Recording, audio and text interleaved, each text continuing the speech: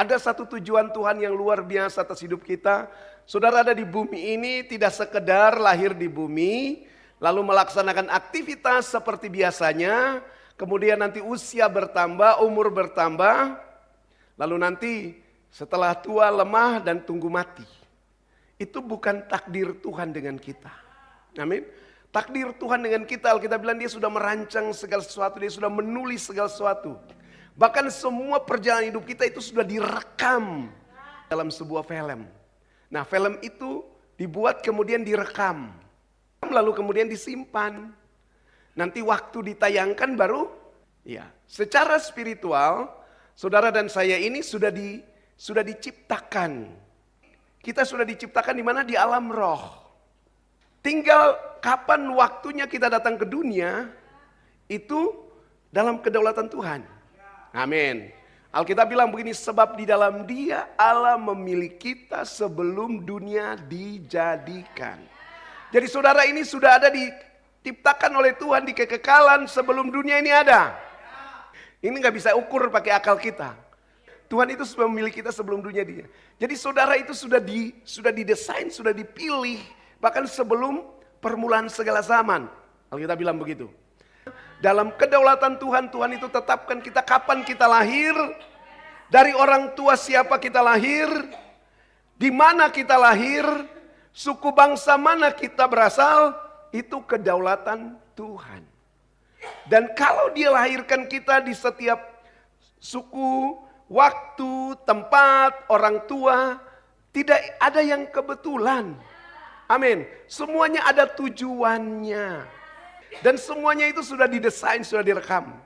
Tuhan itu sudah bikin seperti hidup saudara itu seperti film.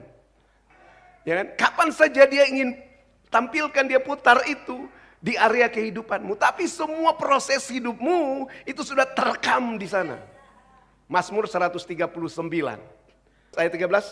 Sebab Engkau yang membentuk buah pinggangku, menenun aku dalam kandungan ibuku. Terus, aku bersyukur kepadamu oleh karena kejadianku dahsyat.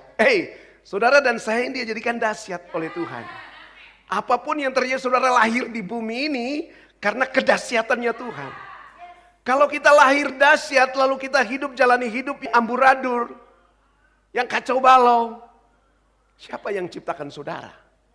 Bukan yang dahsyat itu. Kenapa? Karena kita tidak mengerti, kita tidak tahu. Tidak ada yang kasih tahu buat kita bahwa kelahiran kita, kejadian kita ke bumi ini dahsyat dan ajaib.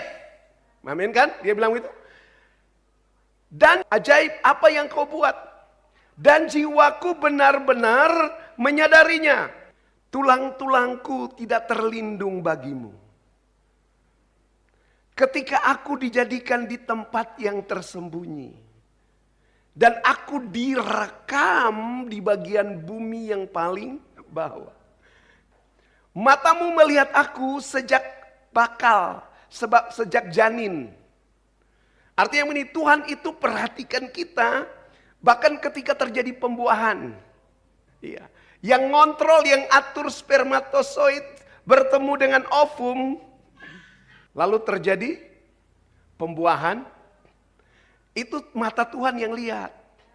Tuhan memperhatikan. Dan di dalam kitabmu semuanya tertulis hari-hari yang akan dibentuk sebelum sesuatu pun daripadanya. Jadi saudara dengar, waktu saudara masih direkam ini, saudara masih dibentuk, mata Tuhan lihat. Tapi semua yang ada dalam proses itu Tuhan setulis. Hidupmu yang asli itu sudah didesain, disutradarai oleh Sang Pencipta hidupmu sendiri. Amin. Jadi kita harus tahu, kita ada di dunia ini sebagai satu peran. Saudara adalah aktornya. Saudara adalah peran utamanya. Saudara sendiri yang adalah peran utama dalam melakoni perjalanan kehidupan. Oke. Dan Alkitab bilang di sini, segala sesuatu sudah ditulis di dalam kitab sebelum semuanya jadi. Ulang-ulang saya selalu bilang, saudara dan saya punya biografi itu sudah ditulis. Orang setelah mati baru biografinya ditulis. Tuhan itu sudah tulis semua perjalanan hidup kita sebelum kita datang, sebelum kita lahir, sampai kita mati. Nah, persoalannya adalah tidak ada yang kasih tunjuk buat saudara tentang buku itu. Semua yang sudah Tuhan tulis tentangmu ada di dalam kitab itu, saudara tidak baca. Seandainya saja saya ini lahir, begitu ibu saya melahirkan saya sudah ada dengan buku petunjuk itu. Ternyata semua anak yang lahir ke dunia, saudara, manusia yang lahir ke dunia ini, ibunya melahirkan dia tidak ada buku petunjuk toh. Akhirnya apa? Perjalanan hidup kita, pola pembentukan kita itu dikerjakan melihat model yang sudah dilakukan oleh orang tua. Ya kan? Karena kita tidak ada yang baca tentang biografi hidup kita sepanjang hidup ini, maka kita berjalan itu berdasarkan apa maunya. Lihat apa yang di pandangan mata, lakukan itu.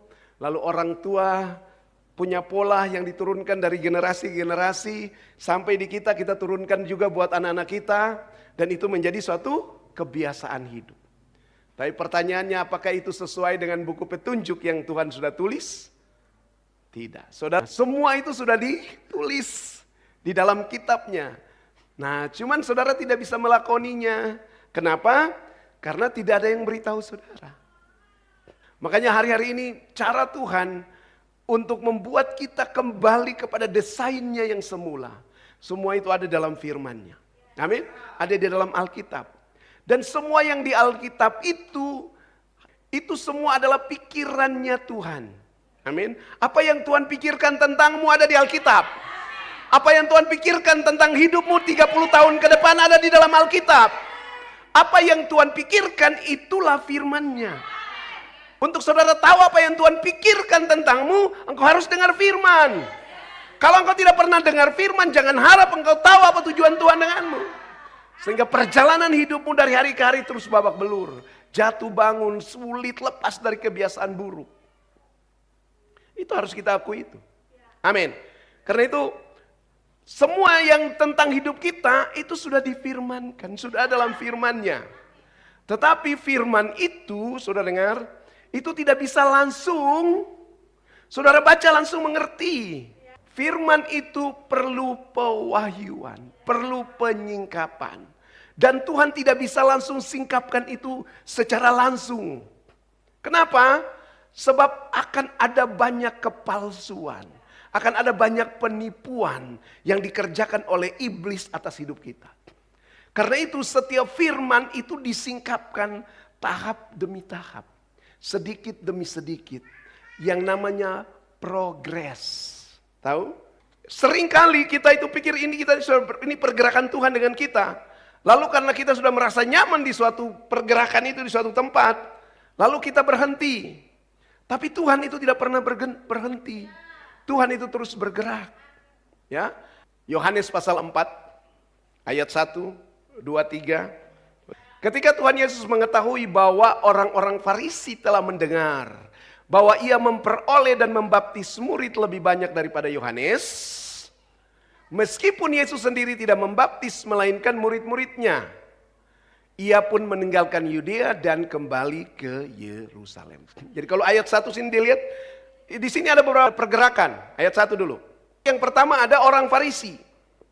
Farisi ini bukan imam, bukan saja suku Lewi, tapi ada dari berbagai suku. Oke, kemudian muncullah yang namanya Yohanes Pembaptis. Jadi tadi itu gerakan imam, sepertinya sudah lalu, muncullah baru gerakan Farisi. Amin.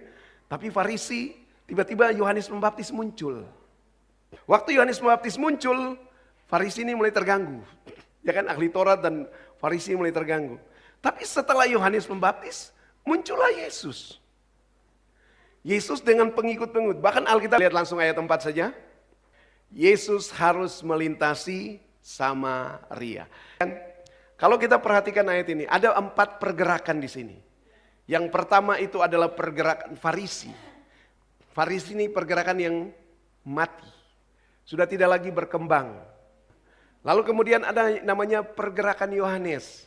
Yohanes Pembaptis. Ini adalah old move. Pergerakan yang tua. Kemudian muncullah present move, pergerakan terkini. Yesus muncul dengan pergerakan terkini. Ada banyak orang yang datang ke sana. Tapi kemudian jangan lupa bahwa ada satu yang namanya sovereignty move. Ada pergerakan dalam kedaulatan Tuhan, di mana sekalipun Yesus itu pergerakan terkini, tapi dia tidak bergerak dengan keinginannya sendiri. Amin. Dia bergerak sesuai dengan pergerakan ilahi. Sesuai dengan kedaulatan Tuhan. Tuhan akan mengendalikan dia kemanapun dia mau. Dan setiap pergerakan ini harus terhenti. Waktu Yohanes membaptis, orang Farisi itu datang memberi diri juga dibaptis. Gitu kan? Artinya sudah selesai dong pergerakan. Harusnya begitu. Ketika Yohanes Pembaptis melihat bahwa pergerakan Yesus itu lebih masif, harusnya Yohanes berhenti dari pergerakannya. Amin. Tapi coba lihat di Yohanes pasal 1 ayat 35. Keesokan harinya Yohanes berdiri di situ pula. Dan 2 orang muridnya. Dan ketika ia melihat Yesus lewat, ia berkata, "Lihat anak domba Allah." Kedua murid itu mendengar apa yang dikatakannya itu. Lalu mereka pergi mengikuti Yesus. Lihat, Yohanes Pembaptis punya murid ikut Yesus. Dan harusnya Yohanes pun ikut Yesus. Karena pergerakan Yohanes sudah berakhir. Yohanes itu hanya mempersiapkan jalan. Amin. Untuk kedatangan Mesias. Untuk Yesus datang. Bahkan Alkitab bilang, bukankah dia ini yang suara yang berseru-seru di padang gurun. Ya kan? Luruskan jalan baginya. Setiap bukit-bukit diratakan, setiap lembah ditutupi. Yang berkelok-kelok diratakan. Amin. Yohanes sudah lakukan itu. Seharusnya ketika Yohanes sudah lakukan, Yesus sudah datang, Yohanes kembali ikut Yesus. Jangan bikin jalan baru. Nah, ini yang sering kali kita tidak sadar. Ingat bahwa Tuhan itu sering bergerak, terus bergerak, dan tidak akan pernah berhenti. Tugas kita adalah mengikuti pergerakannya. Ya kan, banyak kita terhenti, akhirnya kecewa karena kita berhenti dari setiap pergerakan yang sedang Tuhan kerjakan. Ada banyak orang yang awal-awal hebat luar biasa. Kalau namanya tokoh, ya begitu. Tokoh pergerakan, dia akan bergerak sampai di satu titik dia berhenti di situ. Lalu kemudian dia mulai membentuk satu komunitas. Lalu kemudian dia bilang, oke, kalian boleh bergerak kemana silakan. Tapi jangan lupa kembali ke terminal ini. Mereka buat terminal. Tahu terminal? Iya. Tempat parkir. Boleh diutus kemana-mana. Tapi jangan lupa kembali ke sini. Ini menjadi pusat. Kau tidak boleh keluar. Akhirnya dibuat aturan-aturan. Dibuat dogma-dogma, doktrin-doktrin. Berdasarkan apa yang sudah yang mereka tangkap berupa pewahyuan pertama itu. Amin. Nah, mereka bergerak. Bergerak. Oh, luar biasa. Tapi akhirnya ini sudah rasa nyaman. Ini merasa dia yang paling benar. Bukan yang paling pergerakan terkini. Lalu tapi ingat bahwa Tuhan itu terus bergerak. Tuhan itu terus menyampaikan pewahyuan yang terkini. Kalau dulu orang berbahasa roh itu dikecam habis-habisan. Dibilang sesat. Tapi sekarang bahasa roh itu bukan lagi yang asih. Ada beberapa yang menolak bahasa roh, bilang bahasa setan dan sebagainya. Tapi sebagian besar orang sudah tidak bisa lagi menghalangi. Akhirnya itu sudah jelas. Pewahyuan tentang roh Kristus. Spirit of Christ. Selama ini yang teologia tahu roh Kristus itu adalah roh kudus. Padahal dari segi roh kudus dan roh Kristus itu namanya beda. Roh Kristus artinya roh yang diurapi. Berarti roh kudus yang mengurapi. Kalau roh kudus itu roh Kristus, pertanyaannya siapa yang urapi siapa? Roh kudus tidak mungkin urapi dirinya sendiri. Dan sekarang sudah mulai banyak terbuka. Banyak yang sudah terima. Tapi ada yang masih tetap mempertahankan. Bilang itu sesat. Karena waktu itu Paulus belum ada kata-kata yang lain. Dia pakai kata ya roh Kristus. Roh Kristus itu bisa benih Kristus. Ya, bisa sifat dasar Kristus. Amin. Bisa kesaksian tentang Kristus. Itu rohnya Yesus yang sekarang di surga, dia punya kuasa untuk menduplikasikan rohnya, karena dia juga ditetapkan untuk disebut dengan Adam yang terakhir. Adam yang pertama, nama Adam itu, kalau saudara dengar Adam itu tidak ada pengertian lain. Siapa nenek moyang kita? Amin. Jadi kalau Adam yang pertama, maka nenek moyang dari semua manusia yang adalah makhluk hidup itu, dia punya nenek moyang namanya Adam. Amin. Tetapi kemudian ada datang Adam yang terakhir. Maka harus ada satu keturunan lagi dari nenek moyang Adam terakhir ini. Amin. Yaitu Kristus adalah Adam yang terakhir. Karena itu Kristus akan melahirkan satu generasi yang namanya generasi Adam terakhir itu. Nah, roh mereka itu dari mana? Roh Adam pertama ini ketika Adam jatuh dalam dosa, maka roh manusia Adam pertama ini sudah mati. Jatuh dalam dosa, kerdil, sudah hilang kemuliaan Allah. Karena itu rohnya waktu Adam terakhir datang, dia memberikan rohnya kepada generasi berikutnya. Amin. Karena itu dia menghasilkan satu generasi yang namanya generasi Kristus. Generasi ini yang memiliki roh yang baru yang namanya roh Kristus. Makanya Roma 8 ayat 9 bilang, barang siapa tidak memiliki roh Kristus, dia bukan milik Kristus. Barang siapa tidak memiliki sifat dasar Kristus, dia bukan milik Kristus. Barang siapa tidak memiliki benih Kristus, dia bukan milik Kristus. Barang siapa tidak memiliki DNA Kristus, dia bukan milik Kristus. Barang siapa tidak memiliki kesaksian Kristus, dia bukan milik Kristus. Memiliki hidupnya Kristus, dia bukan milik Kristus. Pengertiannya seperti itu. Jadi tidak ada empat tunggal. Ini harus clear. Ini namanya pewahyuan terkini, pewahyuan progresif. Amin. Kalau ini baru ini disingkapkan. Kalau buat kamu belum tersingkap, jangan marah. Jangan protes. Ya kan? Kenapa akhirnya jatuh bangun dalam dosa, babak belur dalam dosa. Ya kan? Tipu sana, tipu sini. Kenapa? Karena tidak sadar bahwa rohnya yang baru itu yang datang dari Kristus. Roh yang sudah teruji, roh yang sudah mengalahkan maut, roh yang sudah bangkit dari antara orang mati. Amin. Roh yang bisa mengalahkan alam maut. Roh itu juga ada pada saudara. Jadi kalau saudara lemah, maka saudara tidak sadar bahwa yang di dalam saudara itu adalah lebih kuat.